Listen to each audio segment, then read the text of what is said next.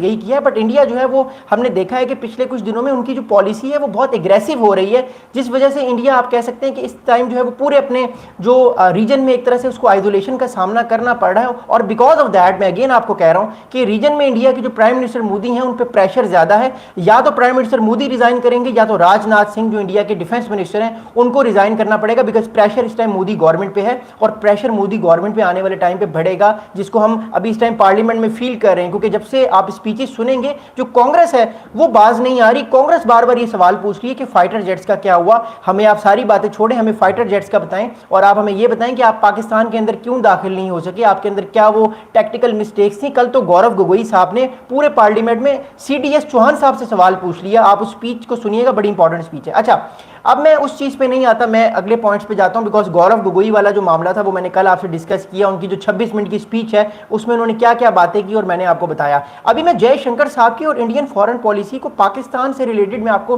Decode करने की कोशिश कर रहा हूं कि इस स्पीच का बेसिकली मतलब क्या है और आने वाले वक्त में इंडिया पाकिस्तान के रिलेशंस किस तरफ जा सकते हैं। देखिए, जब तक ये बीजेपी की गवर्नमेंट है इंडिया में, मोदी की गवर्नमेंट है, तब तक तो भारत की जो फॉरेन पॉलिसी है उसके अंदर इग्रेशन ज़्यादा होगा और आने वाले वक्त में इग्रेशन ज़्यादा रहेगा। और पाकिस्तान को इस चीज़ को देखना होगा कि वो इस इग्रेशन को चाइना की मदद से कैसे काउंटर करें, क्योंकि आने वाले वक्त में जो है वो बहुत ज़्यादा जो है वो मामला डिफरेंट होंगे।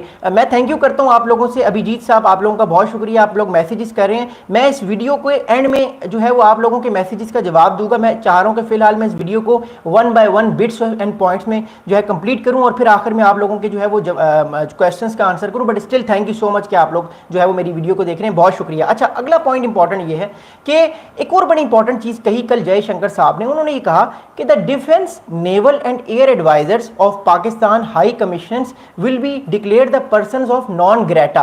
अच्छा, अब मैं आपको एक चीज बताऊं, पर्सन्स ऑफ नॉन ग्रेटा का मतलब क्या होता है। पर्सन ऑफ नॉन ग्रेटा एक डिप्लोमेटिक लैंग्वेज है। इसका मतलब होता है कि हम आपको वेलकम नहीं करेंगे या अनवेलकमिंग आप लोग होंगे। मिसाल के तौर पे पाकिस्तान के कोई अगर जाते हैं डिफेंस या एयर एडवाइजर जो हाई कमिश्नर के साथ, क्योंकि देखिए जब भी कोई हाई कमिश्नर किसी मुल्क में होता है तो उसमें सिर्फ सिविलियंस नहीं होते, मिलिट्री के लोग भी होते हैं, इंटेलिजेंस के लोग भी होते हैं। तो ये तीन इंपॉर्टेंट इदारों के लोगों को पाकिस्तान को भारत ने person of non Greta declare किया हुआ है, यानी ये अनवेलकमिंग है। पाकिस्तान ने भी टिट फॉर टैट मूवमेंट की थी। पाकिस्तान ने भी जो है वो आप कह सकते हैं कि person of non Greta India के भी लोगों को जो है वो जो खासतौर पर डिप्लोमेट्स हैं, स्पेशली एयर और जो नेवल उनके एडवाइजर्स हैं, उनको भी पाकिस्तान ने persons of non Greta declare किया हुआ है। तो ये टिट ऑफ टैट मूवमेंट है। लेकिन जो इंडिया की तरफ से ये इतनी सख्त जो इकदाम लिए जा रहे हैं, मैं आपको फिर कह रहा हूं कि पाकिस्तान चाइना की तरफ और ज़्यादा इंक्लाइंड होगा और अमेरिका को इस बात का पता है। इसलिए अमेरिका भी कोशिश कर रहा है कि पाकिस्तान के मामले में भारत को थोड़ा समझाए कि आप पाकिस्तान पर इतना ज़्यादा फोकस, इतना ज़्यादा प्रेशर ना डालें कि पाकिस्तान पर पूरी तरह से चाइना की तरफ शिफ्ट हो जाए और आपको जो पहले पसपाई हुई है, जो आपको पहले डिजास्टर हुए आपके ऑपरेशन का, कहीं दोबारा डिजास्टर अक्टूबर में ना हो जाए। तो अमेरिका भी बैक चैनल जो है वो कोशिश कर रहा है इन सब चीजों को। अच्छा, अगला जो है वो इंपॉर्टेंट स्टेटमेंट ये दिया जयशंकर साहब ने। इसके बाद जो इसके बाद वाला स्टेटमेंट है वो ज्यादा इंपॉर्टेंट है, लेकिन मैं पहले आपको बताऊं। अगला स्टेटमेंट दिया कि high commissioner strength will be declared from 55 to 30।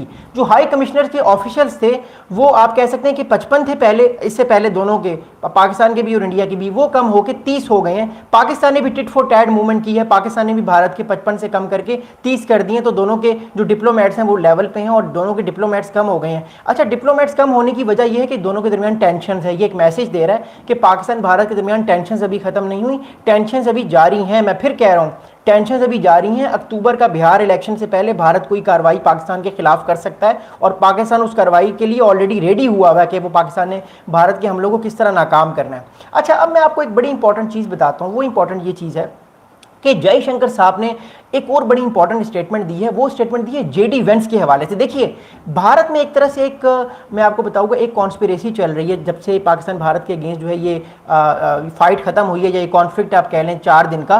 तो भारत में ये बार बार कहा जा रहा है कि कॉन्फ्लिक्ट अमेरिका ने खत्म नहीं कराई, पाकिस्तान के तरफ से खत्म हुआ है डिप्लोमेटिकली और ये भारत की तरफ से खत्म हुआ है। प्रेसिडेंट ट्रंप बार बार कह रहे हैं। कल उन्होंने फिर 2 बार कहा, जब वो कल बैठे हुए थे केयर स्टाइमर के साथ, वो कल प्रेस कॉन्फ्रेंस कर रहे थे जिसमें उन्होंने रशिया का भी जिक्र किया। प्रेसिडेंट ट्रंप ने कल फिर 2 टाइम कह दिया कि ये जो मैंने पाकिस्तान भारत का कॉन्फ्लिक्ट खत्म कराया है, ये मैंने कराया है। तो इट शोज कि वो फिर प्रोवोक कर रहे हैं इंडिया को। देखिए, पाकिस्तान की तरफ से तो मैसेज आ गया है कि हम जो है वो ऑलरेडी जो प्रेसिडेंट ट्रंप ने सीज फायर करवाया है, सीज फायर जो है वो हम उसको एक्सेप्ट करते हैं। पाकिस्तानी प्रेसिडेंट ट्रंप को नोबेल पीस प्राइज